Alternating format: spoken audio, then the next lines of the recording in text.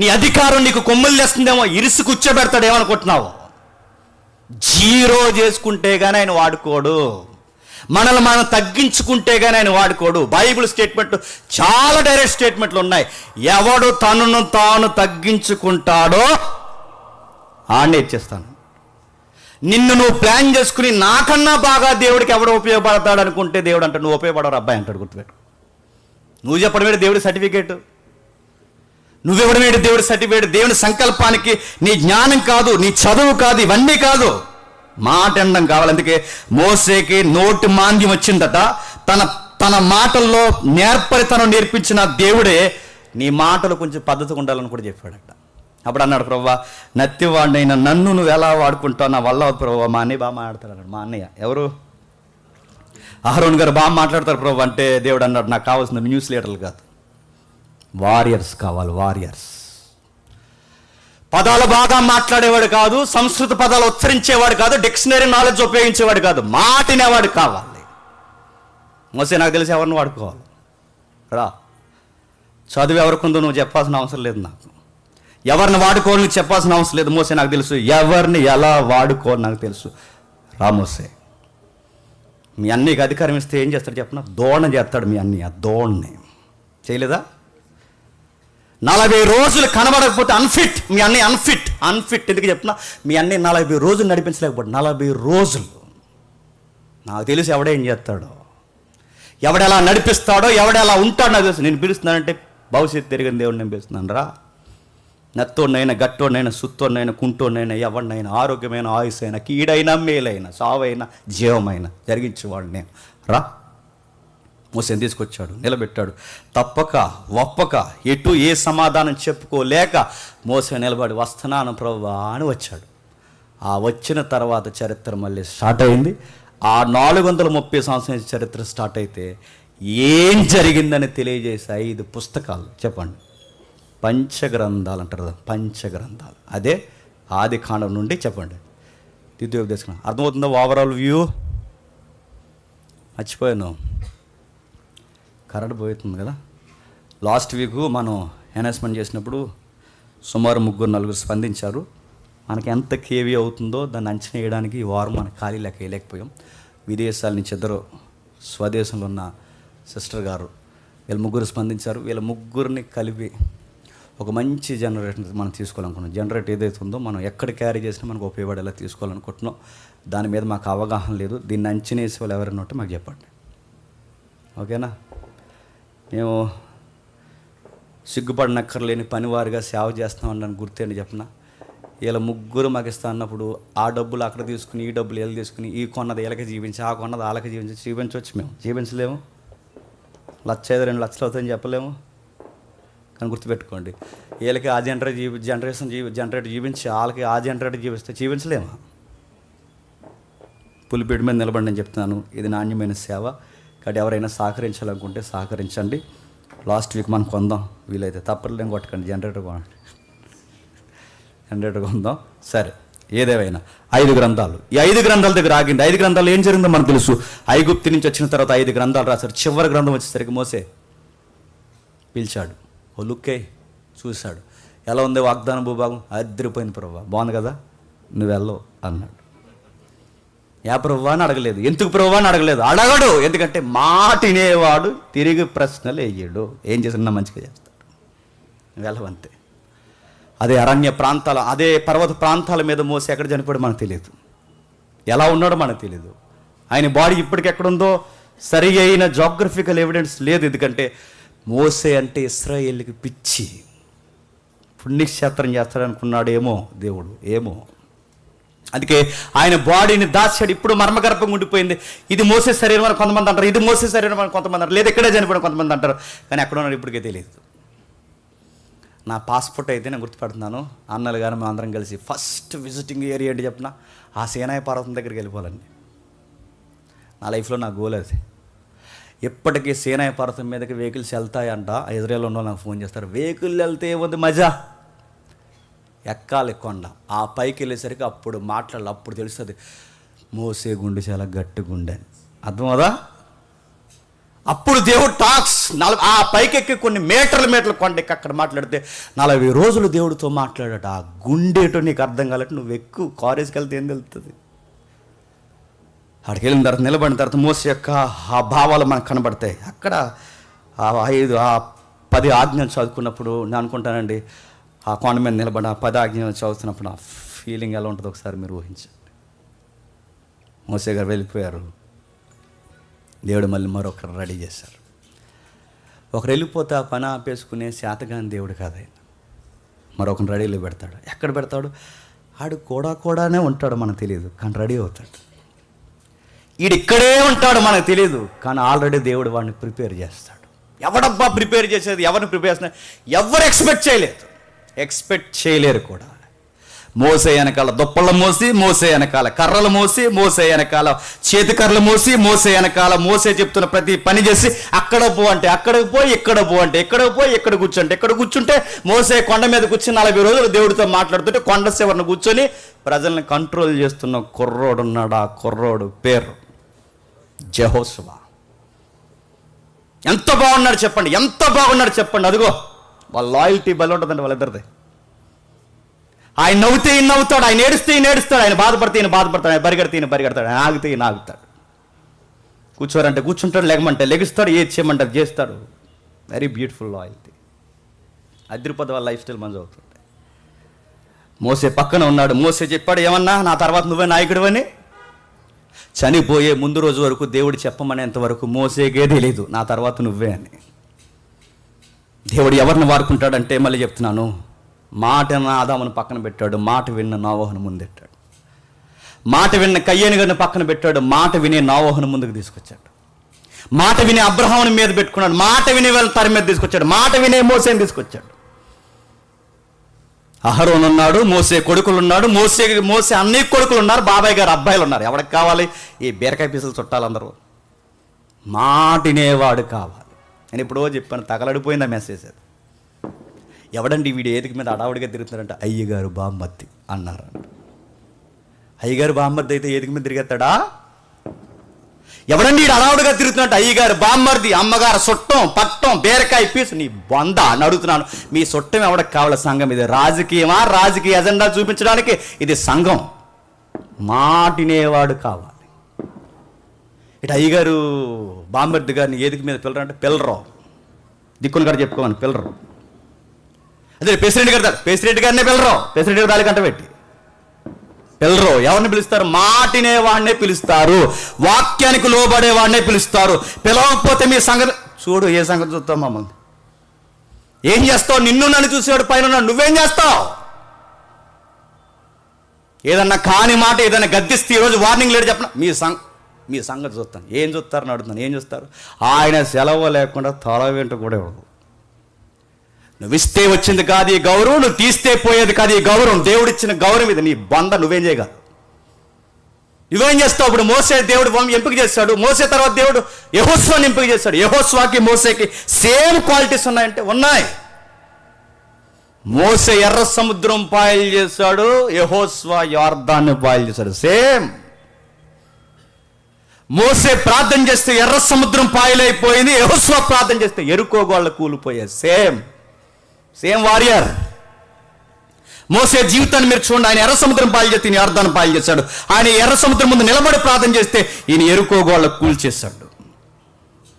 యొర్దాను దేశాన్ని నిలబడి ఈయన మాట్లాడుతూ అన్నాడు, ఒక మాట అన్నాడు, కర్రలు పట్టుకుని తిరిగి, చేతి కర్రలు పట్టుకుని తిరిగి ఊడుగని చేసి మోసే దగ్గర పరిచర్య చేసిన ఈయన్ని దేవుడు అన్నాడు ఎంపిక చేసి నువ్వే నాయకుడు అన్నాడు. గొప్ప నాయకత్వాన్ని అప్పగించాడు. అప్పుడు ఒక స్టేట్మెంట్ ఇచ్చాడు యెహోషువ. బాగా వినాలి.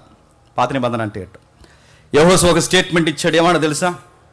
నా ప్రజలారా, ఇశ్రాయేలు ప్రజలారా, 12 గోత్రపు ప్రజలారా, మీకు విషయం చెప్పాలి. దేవుడు కోరుకున్న వాగ్దాన భూభాగానికి మనం వచ్చేసాం. ఇవిగో డాక్యుమెంట్స్ రాశాడు ఆయనే.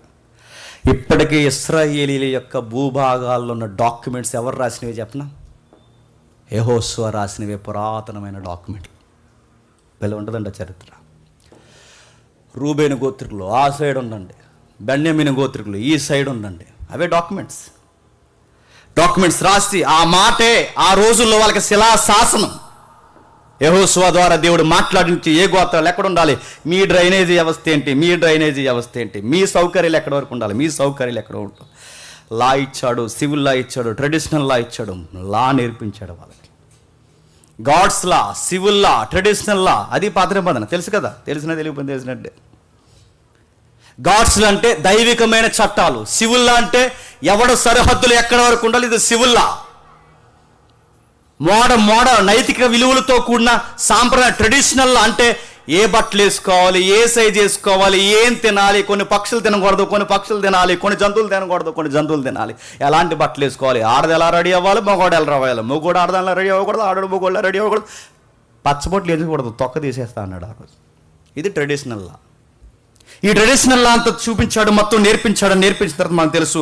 అప్పుడు ఒక స్టేట్మెంట్ ఇచ్చాడు, నా ప్రజల ఇశ్రాయేలులారా మీకు విషయం చెప్పాలి, అబ్రహాము కాలంలో దేవతలు ఉన్నాయి, ఐగుప్తులో మన పితరులు నివసించినప్పుడు దేవతలు ఉన్నాయి, కానాను మార్గంలో మనం ప్రవేశిస్తున్నప్పుడు దేవతలు ఉన్నాయి, చివరికి కానాను భూభాగంలోకి వచ్చిన తర్వాత కూడా దేవతలు ఉన్నాయి. యూఫ్రటీస్ నది దాటి మళ్ళీ మనం ఇక్కడికి వచ్చిన తర్వాత మన పితరుల కాలం నుంచి ఈ రోజు యొర్దాను నది వరకు దేవతలు ఉన్నాయి. పక్కన సిరియా దేవతలు ఉన్నాయి, ఇటు మోయాబీ దేవతలు ఉన్నాయి, ఇక్కడ అమ్మోనీల దేవతలు ఉన్నాయి, ఈ 7 తెగల జాతుల దేవతలు మన కళ్ళ ముందు ఉన్నాయి. అబ్రహాం దగ్గర నుంచి ఈ రోజు వరకు దేవతలు ఉన్నాయి. ఇన్ని దేవతల మధ్య, ఇన్ని విలవేలుపుల మధ్య, ఇన్ని కులదైవాల మధ్య, ఇన్ని నమ్మకాల మధ్య నేను స్టేట్మెంట్ ఇస్తున్నాను, నేనును నా ఇంటి వారును యెహోవాను ఆశ్రయిస్తాం, మీరేం చేస్తారు నిర్ణయించుకోండి అన్నాడు. నేనును నా ఇంటి వారును యెహోవాను ఆశ్రయిస్తున్నాం, యెహోవాను సేవిస్తున్నాం. మీరు కానానులో చాలా దేవతలను చూస్తున్నారు, కానాను మార్గంలో చాలా దేవతలను చూస్తారు, ఐగుప్తులో చాలా దేవతలను చూస్తారు. ఇన్ని దేవతల మధ్య, ఇన్ని అజెండాల మధ్య నా దేవుడు యెహోవా అని మీరు చెప్పగలరా? నేను నా ఇంటి వారు చెప్తున్నాను. ఎవరు మొక్కినా మొక్కకపోయినా నేను నా ఇంటి వారు యెహోవా అని ఆశ్రయిస్తాం. చరిత్రలో బంగారు అక్షరాలతో రాసేశారు ఆ స్టేట్మెంట్. అంతే. యెహోషువ అనగానే ఆ మాట మనకు టక్కన గుర్తొస్తుందండి. యెహోషువ నాయకత్వం వచ్చింది, ఇచ్చేశారు. ఆ భూభాగాలు ఇచ్చిన తర్వాత చుట్టూ ఉన్న ప్రజలను చూసి ఇశ్రాయేలీలు వాళ్ళు ఏం చేశారో మనకు తెలుసు. ఇశ్రాయేలు పూర్తిగా మళ్ళీ వాతలేసుకునే పరిస్థితిలోకి వచ్చారు. ఇశ్రాయేలుకి ఎక్కడున్న దరిద్రవేడు చెప్పిన పక్కోళ్ళని కాపీ కొట్టడంలో నెంబర్ 1 అండి. ఐగుప్తులు ఉంటే ఐగుప్తులాగా అయిపోతారు, కానానికి వస్తే కానాల్లాగా అయిపోతారు, సిరియాకి వెళ్తే సిరియాల్లాగా అయిపోతారు. మీకు చాలాసార్లు నా మెసేజ్లో చెప్పిన జోకే మీకు మళ్ళీ చెప్తున్నాను, ఎందుకంటే హిస్టరీ కదా కొంచెం బోర్ కొడుతుందని. ఒక ఆవిడ ఊరు వెళ్ళింది, అరబ్బు. ఆ ఊరు వెళ్ళి 5 years అక్కడ ఉండి ఇక్కడికి వచ్చింది. వచ్చిన తర్వాత లాస్ట్ వీక్ చెప్పాను అనుకుంటే, వచ్చిన తర్వాత అడిగిందంట ఏమని, ఇవి ఏమి కాయలు అని. తెలుగు రాని దానిలాగా లింగిలింగమని 5 సంవత్సరాలు అక్కడ ఉండేసరికి తెలుగు రాని ఇస్సిస్సిని మాట్లాడుతుందండి. ఆయన లోపల రా, తెలుగు నేర్పిస్తాను అన్నాడు. నేను అడుగుతున్నాను, ఎక్కడికి వెళ్ళినా మన మోరల్స్ మర్చిపోకూడదు, మన ఆరిజిన్ మనం మర్చిపోకూడదు, మన స్టాండింగ్ మనం మర్చిపోకూడదు. మనం ఏంటో మనం గుర్తుండాలి, గుర్తుపెట్టు. మనం ఇదే అక్కడే పుట్టాం, మన మూలాలంటే మనకు తెలియదు. ఇశ్రాయేలు మర్చిపోతారండి, త్వరగా మర్చిపోయారు. దేవుడు చాలా బాధపడ్డాడు. దేవుడు కొన్ని విషయాలు వాళ్ళకి నేర్పించాడు. వాళ్ళకి నేర్పించి ఒక మాట అన్నాడు. దేవుడు చెబుతూ ఒక మాట వాళ్ళతో చాలా ఘోరంగా చెప్పాడు. వాళ్ళు చేసింది ఏంటో మనకు తెలుసు. ఇశ్రాయేలులో మోసే వెళ్ళిపోయిన తర్వాత జడ్జెస్ టైమింగ్లోకి వచ్చారు. నేను త్వరగా ముగిస్తాను. ఆ న్యాయాధిపతుల కాలం, ద్వితీయోపదేశ కాండం తర్వాత ఏంటి, న్యాయాధిపతుల కాలం. మర్చిపోద్దు, బైబిల్ అంటే ఏంటి, ఓవరాల్ వ్యూ చూస్తున్నాం. మనం జోగ్రఫీ చూసాం, ఆ జోగ్రఫీలో నిలబడిన మనుషులు ఏం చేశారో చూస్తాం. అక్కడ బైబిల్ ఏ పరిస్థితుల్లో రాశారో చూస్తున్నాం. ఆ రాసిన పరిస్థితులు ఏంటి పాత నిబంధన అంటే ఒక లుక్ వేస్తున్నాం. మొత్తం వచనాలన్నీ అధ్యాయాలన్నీ వివరించుకుంటూ వెళ్ళిపోతే మీరు వృద్ధులే చచ్చిపోతారు. చెప్పండి, నేను వృద్ధుడినే చచ్చిపోతాను. ఇంకటికి పోతే ఇంకేం సమర్పడుతుంది చెప్పండి. మనం తినే పానీపూర్లకి, పాచిపోయిన పూర్లకి, పెసరట్లకి ఎంతకాలం పోతుంది చెప్పండి. త్వరగానే చచ్చిపోతాను. నాకు కూడా త్వరగానే చచ్చిపోవాలని ఉంది నిజంగానే. అందుకే ఉన్నత కాలంలో మనం నేర్చుకునే ప్రయత్నం చేద్దాం, చూద్దాం. ఏమంటున్నాడు చూడండి. అలా రాస్తూ న్యాయాధిపతుల కాలం వచ్చింది. న్యాయాధిపతుల కాలం వచ్చేసరికి ఏం జరిగింది, ఒక్క న్యాయాధిపతి దేవుడిని సంతోషపెట్టాడండి. అలా సంతోషపెట్టినట్టు ఉండేవాడు. చివరికి వచ్చేసరికి దేవుడిని మళ్ళీ ఆయుష్ పెట్టేవాడు. ఒక్క జడ్జి తినంగా దేవుడిని ఆనంద పెట్టాడా, దొంగ తీర్పులు ఇచ్చారు, దొంగ మాటలు మాట్లాడారు, దొంగ విషయాలు ఇరుక్కున్నారు, రకరకాల బాధలు గురి చేశారు. న్యాయాధిపతుల కాలంలో ఇశ్రాయేలు పదే పదే పదే పాపం కూడా. అందుకే న్యాయాధిపతులు కన్నా చదువుతున్నప్పుడు ఎక్కువగా ఇశ్రాయేలు మరలా పాపం చేశారు, మరలా పాపం చేశారు, మరలా ఓడి ఎక్కువ ఉంటుంది. మీరు చూడండి, మరలా పాపం చేశారు. చివరి జడ్జి కాలంకి వచ్చింది. ఆ చివరి జడ్జి ఇటు ప్రవక్త, ఇటు జడ్జి, న్యాయాధిపతి, ప్రవక్త, ఆయనే సమూయేలు గారు. సమూయేలు గారు ఉన్నంతకాలం 40 ఏళ్ళు సుమారుగా దేశం బాగుంది, భక్తి కలిగి భయపడింది. యవనస్తులు బాగుపడ్డారు, సంసారాలు బాగుపడ్డారు, సంఘాలు బాగుపడ్డాయి, సేవ బాగుపడింది. ఆ ప్రవక్త ఉన్నంతకాలం అంతా బాగుంది. అంతా బాగుంది అమ్మాయి అనుకునే సమయానికి ఆయనకి వయసు అయిపోయింది. ఆయనకి వయసు అయిపోయే సమయానికి ఆయన తన కొడుకుల్ని మళ్ళీ ఆ ప్లేస్లో నామినీ నేములు ప్రకటించినట్టు ప్రకటించాడు, నా కొడుకుల తర్వాత అని. ఆ కొడుకులిద్దరు ఎప్పుడైతే ఆ పేర్లు ప్రకటించారో ఆ కొడుకులిద్దరు మళ్ళీ ఆ సింహాసనాలు ఎక్కి ఆ న్యాయాధిపతి సింహాసనం మీద కూర్చోమంటే రచ్చబడిలో దొంగ తీర్పులు తీర్చారు. ఆ తీర్పులు చెప్పిన ఎవడు లంచం ఎత్తే వాడికి అనుకూలంగా తీర్పు చెప్పారట. నువ్వు డబ్బులు బాగా ఇచ్చావు అనుకో, 10 ఎకరాలు గొడవ అనుకో, అన్నదమ్ములకి ఇద్దరు 10 ఎకరాలు గొడవ అనుకోండి, డబ్బులు బాగా ఇచ్చారు అనుకోండి, పెద్దోడు డబ్బులు బాగా ఇచ్చాడు అనుకోండి, పెద్దోడికి తీర్పు చెప్తారు. నిజానికి 10 ఎకరాలు గొడవ తీర్పు ఎలా చెప్పాలి? నీకు 5 మాట్లాడకండి, వెళ్ళిపోండి ఇంటికి అనాలి. అలాగ అంటారంట. వీడికి 8 నీకు 2 అంటారు. అదే సార్ ఇదేం తీర్పు జరగట్లే, హే ఆడికి 8 రా నీకు 2 రా. అదే సార్ అదేం తీర్పు అంటే, ఇందులో ఎవడరా పెద్దోడు అని అడుగుతాడట. అన్నయ్యేనండి అంటే, అన్నయ్య కాబట్టి ఆడికి 8, తమ్ముడు కాబట్టి నీకు 2 పో అంటారట.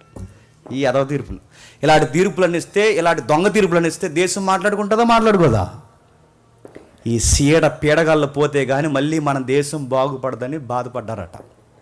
అలా బాధపడినప్పుడు దేవా ఏంటనే దేవుడికి ప్రార్థన చేయాల్సిన ఈ ఇశ్రాయేలు ప్రజాంగణికం ఏం చేసిందంటే చుట్టుపక్కల దేశాలను చూసి వాతలు వేసుకుని, చెప్పాను కదా వీళ్ళు ఎప్పుడు పక్కన చూసుకుంటారు. అలా అలాంటి బట్టలు వేసుకున్నారు, ఎలా నవ్వుతున్నారు, ఎలా అన్నీ కాపీ పేస్ట్లే, మనకంటే ఒక ఒరిజినాలిటీ ఉండదన్నమాట. చాలామంది చూసారా, ఆ సినిమాలు వేసుకున్నాడు కదా అలాంటి సొక్క ఏమన్నాడు, ఇంకెందుకు ఆడి దగ్గర పో, నీకు టేస్ట్ నీకు ఒక స్టైల్ ఉండాలి కదా. ఆడు వేసుకున్నట్టు నువ్వు వేసుకోవడం, ఆడు ఉన్నట్టు నువ్వు ఉండడం, మనం యూనిక్ కదా చెప్పండి, ఒక ప్రత్యేకత, మన స్టైల్ మనదే. ఇశ్రాయేలు ఏం చేశారంటే, ఇశ్రాయేలు దేవుని తరపున ప్రత్యేకంగా ఉండాల్సిన ఇశ్రాయేలు దేవుని తరపున ఉండాల్సిన వారు లోకాన్ని చూసి కాపీ కొట్టారు. ఆ తర్వాత దేవుడు బాధపడి సమూయేలు ఒక విషయం చెప్పాలి, నీకు నువ్వెందుకు బాధపడుతున్నావు? అది కాదు ప్రభు, వాళ్ళు రాజుని అడిగారు, నువ్వు రాజువై ఉండగా, నువ్వు మాకు న్యాయాధిపతిగా ఉండగా ఇదేంటి ప్రభు అని అడిగినప్పుడు దేవుడు సమూయేలుతో అన్నాడు, నువ్వెందుకు బాధపడుతున్నావు సమూయేలు? ఆ మాటలు ఇండైరెక్ట్గా ఉన్న ఆన్సర్ ఏంటి చెప్పిన, అసలు నీ కొడుకులే తినంగుంటే ఇశ్రాయేలు నోట ఏ మాట రాదు చెప్పు. నువ్వున్నట్టే నీ కొడుకులు ఉంటే వాళ్ళకి రాజు కావాలని అడుగుతారా? నువ్వున్నట్టే నీ కొడుకులు ఉంటే వాళ్ళకి న్యాయాధిపతి కావాలని అడుగుతారా? అసలు ప్రాబ్లం ఎక్కడ స్టార్ట్ అయిందంటే నీ ఫ్యామిలీలో స్టార్ట్ అయింది. దేవుడు ఆ మాట ఎక్స్పోజ్ చేయడు కానీ మనకు అర్థమవుద్దా చదువుతుంది. నువ్వేం బాధపడకు. ఒక విషయం చెప్పు, వాళ్ళకి మనుష్యుడు మరొక మనిషి రాజు అయితే వాడు పరిపాలించి మనుషులను రుద్దెత్తాడని చెప్పు. వాడు రథాల ముందు పరిగెట్టాలి, వాడికి స్నానాలు చేయించాలి, వాడు వాడుకుంటాడు, రకరకాల పనులు చేస్తాడు, వాడు ఊడిగం చేయించుకుంటాడు. ఒక మనిషి మరొక మనిషిని సరిగ్గా పరిపాలించలేడని చెప్పు సమూయేలు అని చెప్తే, మొత్తం నా ప్రజలారా ఇశ్రాయేలులారా, ఒక మనిషి మరొక మనిషిని పరిపాలించలేడు, దేవుడు తప్ప సరి అయిన రాజు ఈ భూమి మీద ఎవరు లేడని దేవుడు ద్వారా సమూయేలు ప్రజలకు వివరిస్తే మొత్తం ఈయన అన్నారంట, నాకు రాజే కావాలన్నారంట. అలా ఎదవేడి పెడుతున్నారు, ఇచ్చే అన్నాడట. అప్పుడు ఎలాంటి రాజు వచ్చాడో మనకు తెలుసు, సాకులు చెబుతూ సుత్తి మాటలు మాట్లాడుతూ డంబంగా ప్రవర్తిస్తూ తానేదో గొప్పవాడని చెప్పుకుంటూ రోజు సిగ్గుపడే విషయాలు చేసి జీవితాంతం కవర్ చేసుకునే ఒక రాజు దొరికాడు వాళ్ళకి. ఆయన పేరేం పేరు చెప్పారు, సౌలు.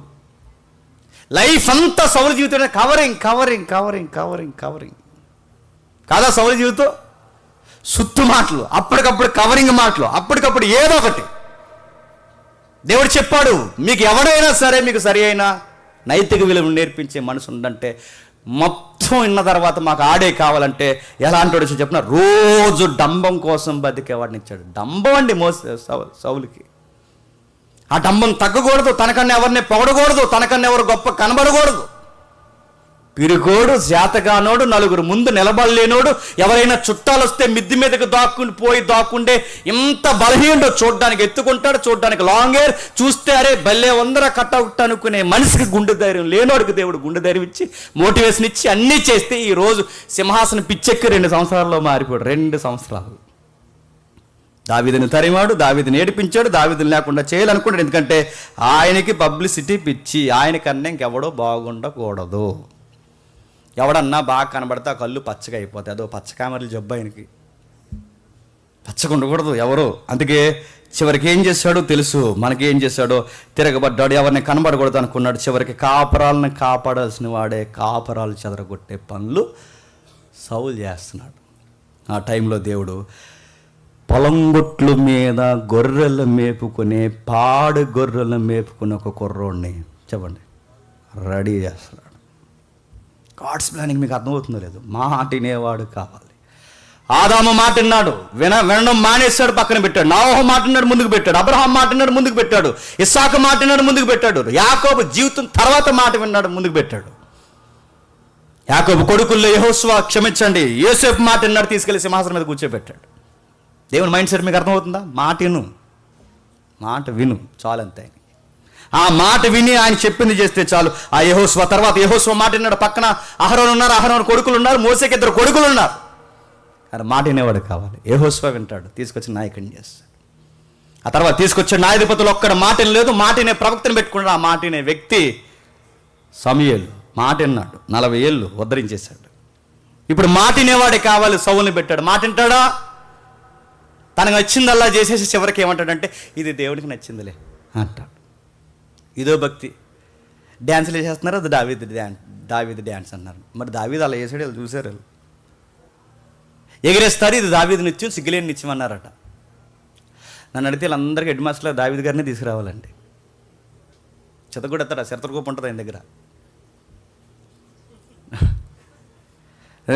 రకరకాల పనులు చేస్తున్నారు, మాట వినరు, రకరకాల పనులు చేస్తారు. సరే, దేవుడు పిలుచుకున్నాడు, దేవుడు మాట్లాడుతున్నాడు. పొలం గొట్ల మీద తిరిగి ఒక వ్యక్తిని, పొలంలో ఉండే ఒక వ్యక్తిని, గొర్రెలు మేపుకునే వ్యక్తిని, ఒక పల్లెటూరు కుర్రోడిని సితార చేత పట్టుకుని వాయించుకుంటూ దైవికమైన పాటలు పాడుతూ, ఆ ఏజ్లో అబ్బాయిని గురించి స్టేట్మెంట్లు ఉన్నాయి బైబిల్లో. టైం లేదు కానీ నేను దాటేస్తున్నాను. ఆయన గురించి రాయబడిన మాటని చెప్పిన చక్కటి నేత్రములు గలవాడట. ఎవరు? ఐస్ చాలా బాగుంటాయంట. ఎవరివి? దావీదు గారు. రంగు చాలా బాగుంటుందట, చూడ్డానికి చాలా బాగుంటుందట, ఎయిర్ బాగుంటుందట, అన్నీ బాగుంటాయట. అన్నీ బాగున్న కుర్రోడిని పట్టుకోగలమా? ఫేస్బుక్ ఈడిదే, ఇన్స్టాగ్రామ్ ఈడిదే అని చెప్పండి. అన్నీ ఈడివే. లైక్ చేయండి, చెప్పండి, షేర్ చేయండి. ఇప్పుడే కొత్త డ్రెస్ కొట్టండి, ఇంకా లైక్ అన్నారట. ఈ జనరేషన్లో కూడా దావీదు గారికి ఒక యాప్, ఒక ఇన్స్టాగ్రామ్, ఒక ఫేస్బుక్, ఒక ట్విట్టర్ ఏదో ఒకటి ఇచ్చి నువ్వు వాడవయ్యా, నీ ఐస్కి పిచ్చి ఫ్యాన్స్ ఉంటారు, ఫాలోయింగ్ అదిరిపోతుంది, బుక్కులన్నీ ఫుల్ అయిపోతాయి అంటే నేను వాడిన సారు అంటాడట. నా కళ్ళు బాగున్నా నా మనసు నా కళ్ళు మీద ఉండదు, నా రంగు బాగున్నా నా మనసు నా రంగు మీద ఉండదు, నా ఆకారం బాగున్నా నా ఆకారం మీద నా మనసు ఉండదు. నా మనసు డబ్బని ఎవరి కోసం కొట్టుకుంటుందంటే యెహోవా యెహోవా యెహోవా యెహోవా. అందుకే దేవుడికి దావీదు గారు నచ్చేశారు. ఎర్రనివాడు, చక్కటి నేత్రం గలవాడు, చూడ్డానికి సౌందర్యవంతుడైన దావీదు గారిని దేవుడు ప్రేమించి దేశాన్ని తెచ్చి చిన్న కుర్రోడు చేతిలో పెట్టాడట.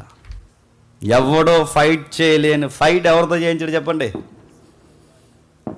ఆయన ఎలక్కం బొడ్డు అదిరిపోద్ది. ఎవరిదే? దావీదు గారిది. Hero elevation. ఏగని చంపాడో దోగని చంపాడో కాదు, ఏగనే దోమని కాదు, ఏకంగా గొలియాతు గాడినే చంపాడు. కత్తి తీసాడు, ఆడు కత్తి తీసి ఆడతల నరికాడు. ఈ చేత్తో తలబట్టుకుని, చేత్తో గట్టి పట్టుకుని అలా నడుచుకుని సిటీలోకి వస్తుంటే ఫ్యాన్స్ అయిపోయారు. అంతే, పబ్లిక్ ఒక మాట అన్నారు, దావీదుకి 10,000 సౌలుకి 1000 కానీ ఇక్కడ పూర్వం వచ్చేసింది సౌలుకి. పబ్లిక్ పాటలు రాయమని చెప్పాడా? రే నా మీద పాట రాయండి అన్నారు. ఇప్పుడు రాయించేసుకుంటున్నారు దగ్గర కూర్చొని. రాయించుకోవట్లేదు చెప్పండి, నాకు గుర్తు రావట్లేదు. అన్నొచ్చాడు వచ్చాడు. నా దేవుడి కోసం రాయను పాట చెప్పండి. జేమ్స్ అన్న వచ్చేయని సుత్తి చెప్పాడు. వచ్చి ఏం చేశాడు? నా మీద పాట ఏంటి, నా గురించి పొగడతలేంటి? దావీదు అలా చేయడు, దావీదు చెప్పలేదు. దావీదుని పబ్లిక్ పొగిడారు, ఓ లుక్ వేసాడు, అది మనసులో పెట్టుకోలేదు. ఆ సెలబ్రిటీ పిచ్చి దావీదుకి అంత అట్రాక్షన్ ఏమీ కాదు, పక్కన పడేశాడు. దావీదు పరిపాలన ఎలా జరిగిందో తెలుసు. తన జీవితంలో చిన్న అరమరికలు ఉన్నా మళ్ళీ జీవితంలో ఒక నిర్ణయం తీసుకున్నాడు. జీవితంలో మళ్ళీ తప్పు చేయలేదంట. దావీదు గారి లైఫ్ స్టైల్ తెలుసు, ఆ బెచ్చబ స్టోరీ మనకు తెలుసు. ఆ తర్వాత వయసు అయిపోయిన తర్వాత చలికి వణికేస్తుంటే పక్క వాళ్ళకి మరి వైద్యుల కన్నా గొప్ప ఐడియాలు వచ్చినాయి. వాళ్ళకి సలహాదారులు ఉంటారు కదా, వాళ్ళు అన్నారట, దావీదు గారికి చలి తగ్గాలంటే ఏం చేయాలి? ఓ చక్కని చిన్నది ఎక్కడుందో చూడండి, ఆ చిన్నదాని కౌగులికి చాలా వేడి పుట్టేస్తారు దావీదు గారు అని చెప్పి మొత్తం దేశం అంతా ఎదిగి ఆ చిన్నపిల్లల్ని తీసుకొచ్చి దావీదు గారి కౌగుల్లో పెట్టారా. పెడితే ఆ అమ్మాయి స్టోరీ మీకు తెలుసు కదా. భర్తే పేరుకి భర్తే, కానీ ఆ భర్తతో తనకి ఏ సుఖాలు ఉండవు. అమ్మాయి లైఫ్ స్టైల్ మీకు తెలుసు కదా. ఆడుకునే వయసులో రాజు గౌరవం కోసం లైఫ్ని సాక్రిఫైస్ చేసింది. ఎప్పుడైనా మాట్లాడుకుందానండి అమ్మాయి కోసం. తీసుకొచ్చాడు, అమ్మాయిని కౌగిట్లో పెట్టుకుని అక్కడ రాయబడిన మాట తెలుసా, మళ్ళీ అమ్మాయితో దావీదు, చెప్పండి, తప్పు చేయలేదట. దావీదు జీవితం ఘనంగా ముగిసిపోయింది, సాక్షార్థంగా ముగిసిపోయింది. ఆ తర్వాత దావీదు గారి తరంలోంచి లేదా ఆయన కుటుంబంలో నుంచి మాటిన ఒక వ్యక్తి వచ్చాడు. ఆయన పేరు సొలొమోను గారు. నేను ముగిస్తున్నాను. ఆ సొలొమోను గారు వచ్చిన తర్వాత ఏం జరిగిందో తెలుసు. సొలొమోను గారు ఉన్నంతకాలం బాగా నడిచింది, బాగానే ఉన్నాడులే, అన్నీ ఇచ్చాడు అనుకుంటే అందరిని ఆకర్షించుకుంటూ తిరిగాడు ఈయన. ఆయన స్టైలే వేరు. ఎవరిది? సొలొమోను గారు. ఆవిడెవరో వచ్చిందంట, నీతో ఉండిపోతాను అన్నదంట. ఆ ఉండిపోతానంటే పెద్ద పెద్ద స్టేట్మెంట్లు ఇచ్చింది రకరకాల. మాదిగో తమ్ముడు దాచుకుని బొమ్మలు మరీ వేస్తున్నాడు చూడు, అది ఆవిడే సేవాదేశపు రాణి. ఇప్పటికి వాళ్ళ అబ్బాయి ఉన్నాను నేనే అని 1949 చిట్ట చివరి రాజు వరకు నేను సొలొమోనుకు పుట్టినని క్లైమ్ చేసుకుని ఒక దక్షిణ దేశపు రాజు ఉన్నాడు. తెలుసు కదా, తెలిసినా తెలియకపోయినా తెలిసినట్టే ఉన్నాడు. మరి అది బైబిల్లో లేదు కానీ బయట ఉంది హిస్టరీలో. సరే, ఏదేమైనా కానీ అలాంటి రాణిలు కూడా ఆయనకు ఫిదా అయిపోయారు. తర్వాత ఏం జరిగింది తెలుసు. సొలొమోను మాట వినే రోజులు పోయే, సొలొమోనే భార్యల మాట వినే రోజులు వచ్చేసాయి. దావీదుని పోలుండాల్సిన రోజులు పోయాయి, దావీదుని మైమరిపించే రోజులు సొలొమోను జీవితంలోకి వచ్చేసాయి. చీకటి జీవితంలో అలుముకుంది, అంధకారం తన గుండెని కప్పేసింది, అలజడి రేగిపోయింది. చివరికి తన జీవితం వృద్ధాప్యంలో ముగిసిపోయింది. సొలొమోను ఎక్కడున్నాడో ధైర్యం చేసి స్టేట్మెంట్ ఇచ్చేంత ధైర్యం మనకు లేదు, నాకు తెలీదు.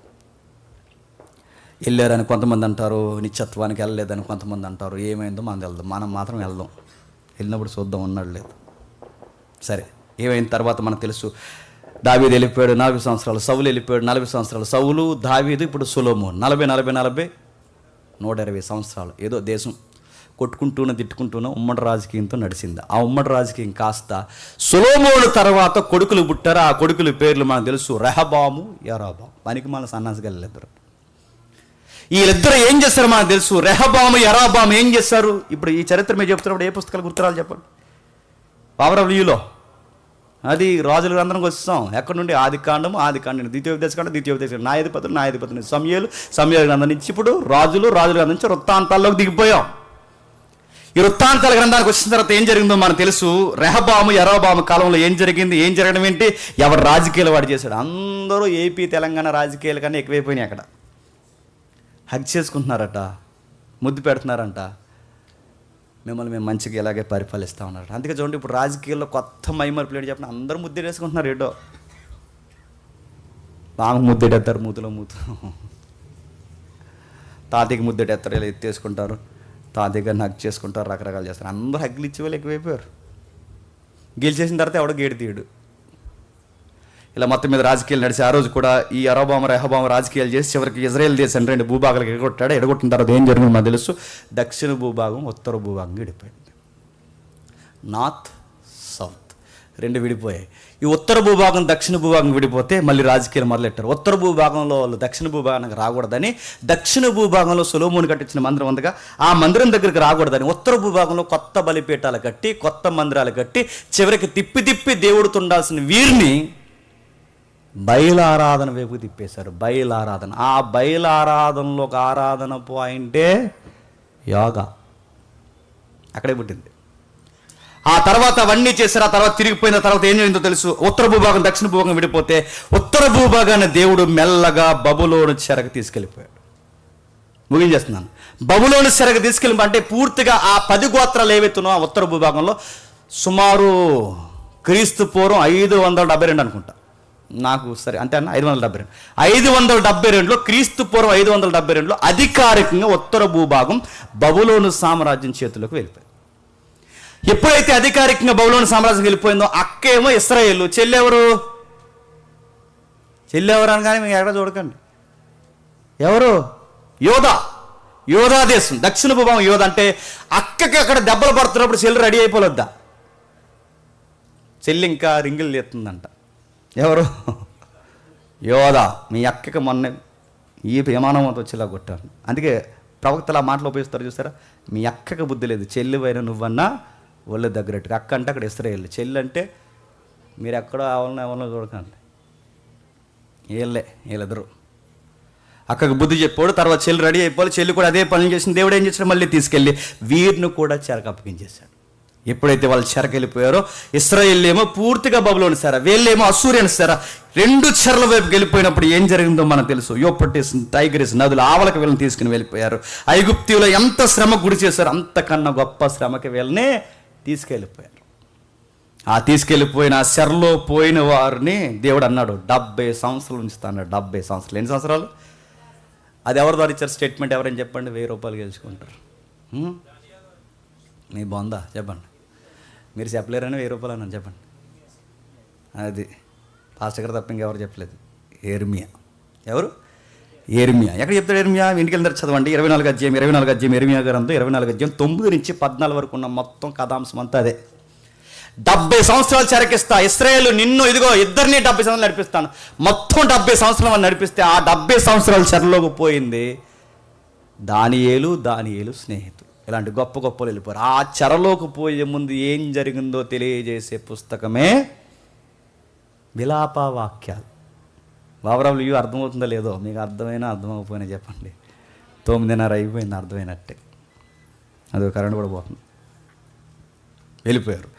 ఆ వెళ్ళిపోయిన తర్వాత మనకి ఏం జరిగిందో మనకు తెలుసు. అప్పుడు మళ్ళీ బాగా వినండి. చెరలోకి పోయారు, చెరలో ఉండిపోయారు. చెరలో ఉండిపోయిన తర్వాత మళ్ళీ వాళ్ళకి ఆరాధన లేదు, ఆరాధించడానికి వాళ్ళకి చర్చ్ లేదు, ప్రవక్తలు లేరు, చెప్పే నాయకులు లేరు, ఎవరూ లేరు. ఆ టైంలో వాళ్ళు బాధపడుతున్నప్పుడు దేవా మళ్ళీ పోయి సొంత దేశంలో ఆరాధన చేసుకుంటామని బాధపడ్డారు. ఇందాక అన్న మాట్లాడుతూ అన్నాడు, చర్చ్ ఈజీగా మానేసే ఉన్నారు. చర్చిలు ఎప్పుడు తెలుసు చెప్పినా? చర్చ్ లేనప్పుడు తెలుస్తుంది. సంఘం విలువ ఎప్పుడు తెలుసు చెప్పినా? సంఘం లేనప్పుడు తెలుస్తుంది. వాళ్ళకి లేకుండా పోయింది. 70 ఏళ్ళ తర్వాత బుద్ధి వచ్చింది. దేవుణ్ణి ఆరాధించుకోవడానికి స్థానం లేదు, దేవుణ్ణి ఆరాధించుకోవడానికి ఆరాధన సమయం లేదని బాధపడినప్పుడు సరిగ్గా టైంలో జరుబ్బాబెలు తెర మీదకి వచ్చాడు. సరిగ్గా టైంలో ఎజ్రా, నెహెమ్యా తెర మీదకి వచ్చారు. సరిగ్గా అదే టైంలో ఎస్తేరు తెలుసు కదా తెర మీదకి వచ్చారు. సరిగ్గా అదే టైంలో మనకు తెలుసు రాజు అయిన కొరేస్ పర్మిషన్ చేస్తున్నాడు వాళ్ళకి. సరిగ్గా ఆ టైంలో వాళ్ళ కీలక పాత్ర క్షమించండి, ఎస్తేర్ని పక్కన పెట్టిన సరిగ్గా అదే టైంలో కీలక పాత్ర పోషిస్తున్నారు. ఆ పాత్ర పోషిస్తున్నప్పుడు జరుబ్బాబెలు, ఎజ్రా, నెహెమ్యా, రాజు, కోరేస్, సైరస్ అంటారు హిస్టరీలో. ఇక్కడ వరకు వచ్చాడు కదా మన ఆఫ్ఘనిస్తాన్ వరకు. మన ఇండియా అప్పుడు అక్కడ వరకు ఉంటుంది. ఇక్కడంటే ఎక్కడ ఉందనుకోకండి ఆఫ్ఘనిస్తాన్, అక్కడంటే అక్కడ అని. అక్కడ వరకు వచ్చాడు కోరేస్, సైరస్ పరిపాలన. ఆ కాయిన్స్ మనటి వరకు మనకు దొరికాయి. ఆ టైంలో చెర నుండి మంచిగా వాళ్ళతో ఒక లైజనింగ్ మెయింటైన్ చేస్తూ కోరేస్ దగ్గర ఒక మంచి పరిపాలన వ్యవస్థలో ఈ ఎవరైతే ఇశ్రాయేలు పెద్దలు పనిచేస్తున్నారో ఆయన ద్వారా పర్మిషన్స్ వీళ్ళు దొరికిన తర్వాత మెల్లగా అంతకుముందు నెహెమ్యా, ఎజ్రా అయామ్లో వచ్చి గోళ్ళ మళ్ళీ కట్టుకున్నారు.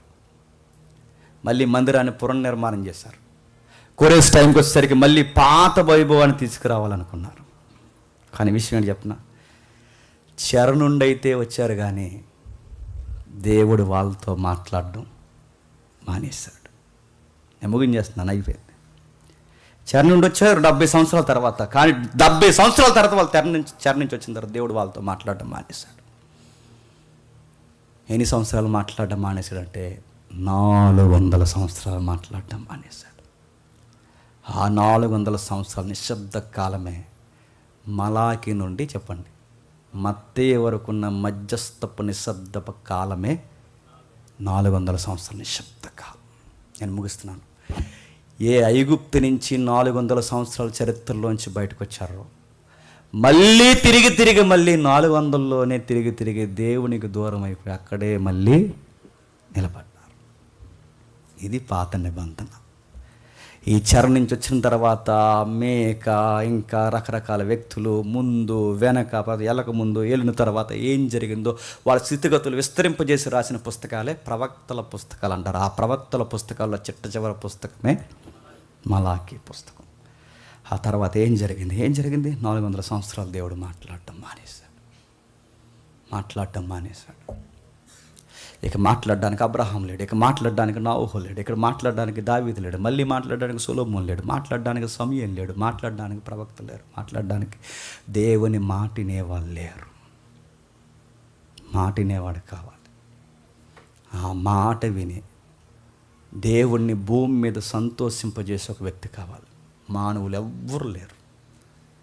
ఆ టైంలో తండ్రి చిత్తాన్ని ఆనందింప చేయడానికి 400 సంవత్సరాల తర్వాత భూమి మీదకి వచ్చిన వ్యక్తే నజరేయుడైన యేసు. అక్కడి నుంచి న్యూ టెస్టిమెంట్ స్టార్ట్ అవుతుంది. అది మత్తయి సువార్త. ఏం జరిగింది? మత్తయి ఎలా స్టార్ట్ అయింది? ఈ దినములో అంతమంది కుమారుని ద్వారా దేవుడు ఎలా మాట్లాడాడని తెలియజేసే గ్రంథమే క్రొత్త నిబంధన. ఇది ఓవరాల్ వ్యూ. అంతా అయిపోయింది, నేను ముగిస్తున్నాను. ఒక బైబిల్ పండితుడు ఏమంటాడంటే, అరే ఆదికాండం చదువుతున్నప్పుడు, నెహెమ్యా చరిత్ర చదువుతున్నప్పుడు, మలాకీ పుస్తకాలు చదువుతున్నప్పుడు ఇశ్రాయేలు దేవుడు మనకే ఆశ్చర్యం కనబడుతున్నప్పుడు ఇశ్రాయేలుకి ఎందుకు కనబడలేదబ్బా అని ఒక బైబిల్ పండితుడు ఏడుస్తూ కామెంటరీ రాశాడు. అందులో ఇలా అన్నాడు, ఎర్ర సముద్రం చీల్చినప్పుడు ఆ చీల్చిన దేవుడన్న ప్రశ్న ఇశ్రాయేలుకి ఏమైపోయింది? యెరికో గోడ కూల్చినప్పుడు ఆ కూల్చిన దేవుడన్న ప్రశ్న ఇశ్రాయేలుకి ఏమైపోయింది? సొలొమోను మందిరం మీద మేఘం కమ్మినప్పుడు ఆ మేఘాల మధ్య నుంచి దేవుడు మాట్లాడుతున్నప్పుడు ఆ మేఘం మధ్య నుంచి మాట్లాడుతున్న దేవుడు ఏమైపోయాడన్న ప్రశ్న ఇశ్రాయేలుకి ఏమైపోయింది? అరణ్యంలో నీటి చుక్క పచ్చని మొక్క దొరకని టైంలో ఆకాశం నుంచి మన్నాను కురిపించిన ఆ దేవుడు ఎవరన్న ప్రశ్న వాళ్ళకి ఏమైపోయింది? బండను చీల్చి బండ నుంచి నీళ్ళిచ్చి బండ నుంచి అద్భుతాలు జరిగించిన ఆ బండ నుంచి నీళ్ళిచ్చిన ఆ దేవుడు ఎవరన్న ప్రశ్న ఇశ్రాయేలుకి ఏమైపోయింది? యెహోషువ కాలంలో సూర్య చంద్ర నక్షత్రాలని సూర్యుడా చంద్రుడా గిబియోన్లో ఆగిపో అన్నప్పుడు ఆ ఆపేసిన ఆ దేవుడు ఏమైపోయాడన్న ప్రశ్న ఏమైపోయింది? ఆ దేవుడెవరు? ఆ దేవుడెవరు? ఆ దేవుడెవరు? ఎర్ర సముద్రాన్ని ఆపిన దేవుడెవరు? యెరికో గోడను కూల్చిన దేవుడెవరు? సొలొమోను మందిరం మీద మేఘాలను దించిన దేవుడెవరు? అరణ్యంలో మన్నాను కురిపించిన దేవుడెవరు? బండను చీల్చిన దేవుడెవరు? మన్నాను కురిపించిన దేవుడెవరు? సూర్యచంద్ర నక్షత్రాలను ఆపేసిన దేవుడెవరు? ఎవరు ఎవరు ఎవరు? ఆయన పేరు సైన్యములకు అధిపతి యెహోవా. ఆయన మనకే అర్థమైనప్పుడు ఎవరికి అర్థమలేదు చెప్పండి? అది బాధ.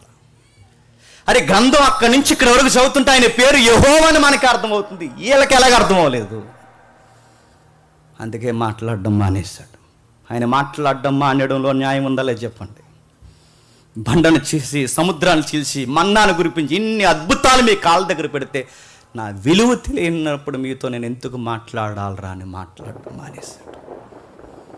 మాట మాట్లాడితే మాటిని లోబడేవాడు కావాలి. ఆ మాటిని లోబడి నా కొడుకు వస్తాడు, దేవశ్రుతుడు, కన్యక గర్భాన పుడతాడు, ప్రజలతో మాట్లాడతాడు. ఆయన ద్వారా మళ్ళీ మీతో నేను చెప్పండి మాట్లాడతాను. అలా ఆపేశాడు. ఆ తర్వాత ఏం జరిగింది, ఏమైంది అన్న చరిత్ర వచ్చే వారం చూద్దాం. ఎవరు మిస్ అవ్వకండి. ఆ న్యూ టెస్టిమెంట్ ఏంటో కూడా మీరు తెలుసుకోండి. ఆ తర్వాత మత్తయి అంటే ఏంటి, మార్క్ అంటే ఏంటి, లూకా అంటే ఏంటి, అపోస్తల కార్యం ఏంటి, ఇలా ప్రకటన గ్రంథం వరకు ఏంటి అదొక ఓవరాల్ వ్యూ మనం చూస్తాం. మీ ఆసక్తిని బట్టి చెప్పే నా ఆసక్తి ఉంటుంది. మీరు వినేదాన్ని బట్టి మీరు టైం చూసుకుని అక్కడి నుంచి నాకు లుక్ ఇచ్చి ఎలా చూసి మేము వెళ్తున్నాం అన్నట్టు మీరు చూసారంటే ఇంక అంతే సంగతి. ఈ 2-3 వారాలు టైం మర్చిపోండి. వింటున్న దాని మీదే మీరు ఫోకస్ పెట్టండి, ఆసక్తి కలిగి నేర్చుకుని. ఎందుకంటే నాకు కన్నీళ్ళు వచ్చి ఒక మాట చెప్తాను. మాకు విజన్ ఉంది, ఒక పెద్ద మందిరం కట్టాలి, ఒక హాస్టల్ కట్టాలి, 1 ఇయర్ బైబిల్ కోర్స్ ఫ్రీగా నేర్పించాలి, అన్ని గ్రంథాల మీద అవగాహన ఇవ్వాలి. బైబిల్ అంటే ఇది, రాజ్యాంగం అంటే ఇది, ఉపనిషత్తులు అంటే ఇవి, ఖురాన్ అంటే ఇది, రామాయణం ఇది, భగవద్గీత ఇది అని అన్నిటి మీద ఒక అవగాహన తెచ్చి ఫ్రీ బైబిల్ కోర్స్ నేర్పించాలనుకున్నాం. సాతానుగాడు కనుగుట్టిందో మరి ఎవరు కనుగుట్టిందో తెలియదు, కానీ మొత్తం మీద ఆ ప్రాజెక్ట్ చరిత్ర 400 సంవత్సరాలు ఆగిపోయింది. అలా మళ్ళీ గాడ్స్ విల్ ఎప్పుడు స్టార్ట్ అవుతుందో నాకు తెలీదు, కానీ చచ్చిపోయేలోపు ఖచ్చితంగా స్టార్ట్ చేస్తాను. ఎందుకంటే చాలామంది అడుగుతున్నారు, నేను ఏ మీటింగ్కి ఏ ఊరు పోయినా ఎక్కడికి పోయినా అన్న మీరు బైబిల్ కాలేజ్ స్టార్ట్ చేస్తాను, ఎప్పుడు స్టార్ట్ చేస్తాను. నిన్న ఒక MBA చదువుతున్న అమ్మాయిలు ఒక టీం ఫోన్ చేశారు, అన్న మేము వచ్చి ఫ్రీగా అంటే, అమ్మాయి ఇంకా అమ్మాయిలకి మేము స్టార్ట్ చేయట్లేదు, అబ్బాయిలకు మాత్రమే. ఎంతమంది నేర్చుకునే వాళ్ళు రెడీగా ఉన్నారు, దాని కొరకు మేము ప్లాన్ చేస్తున్నాం. కానీ నేను మిమ్మల్ని ఏదో ఎమోషనల్గా మీ దగ్గర ఏదో నేను తీసుకోవాలని చెప్పే ప్రయత్నం కాదు, కానీ ఒకటైతే నేను చెప్పగలను, మాకైతే స్థలం కొనాలని ఉంది. ఏం జరిగింది ఏంటి టైం వచ్చినట్టు నేను చెప్తాను. స్థలం లేదు, మన మినిస్ట్రీ అంతా అలా గాల్లో ఉంది. అలా యూట్యూబ్లో మాత్రం అలా కనబడతాం. చర్చికి ఒక ల్యాండ్ మార్క్ ఉందంటే మన మనకేమీ లేదు, మనకి చర్చే లేదు, రెంట్ పొమ్మని ఆ లెటర్లు ఇస్తున్నారు, ఉన్నంతకాలం జరుగుద్ది, తర్వాత ఏమవుతుందో తెలియదు. కానీ మనసును మాత్రం పెట్టండి, ప్రార్థన చేయండి. ఒక విజన్ కలిగి ఉన్నాం, చేతనైనంతవరకు ఎవరి దగ్గర డబ్బులు అడగకూడదు అనుకుంటున్నాం. ఇక మా వల్ల అవ్వదు అనుకున్నప్పుడు అడుగుతాం. అప్పుడు మాత్రం మమ్మల్ని అపార్థం చేసుకోవద్దు. ఒక పెద్ద విజన్ ఉంది మాకు, ఆ విజన్ కొరకు మీరు ప్రార్థన చేయండి. దేవుడు మిమ్మల్ని దీవించును కాక.